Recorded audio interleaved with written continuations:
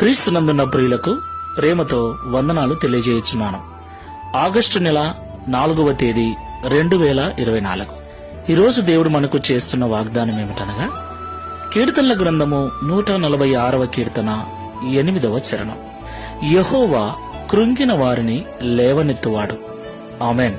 నా ప్రియమైన సహోదరి సహోదరులారా, ఈ లోకములో కుటుంబాలుగా, బంధువులముగా, స్నేహితులముగా, సమూహాలుగా జీవిస్తున్న మనము ఆయా సమయాలలో వచ్చిన సమస్యను బట్టి, కష్టాన్ని బట్టి, శ్రమను బట్టి, నిందలను బట్టి, అవమానములను బట్టి, ఇతరులు మాట్లాడే సూటిపోటి మాటలను బట్టి కృంగిపోతూ ఉంటాం, కలవరపడుతూ ఉంటాం, భయపడుతూ ఉంటాం.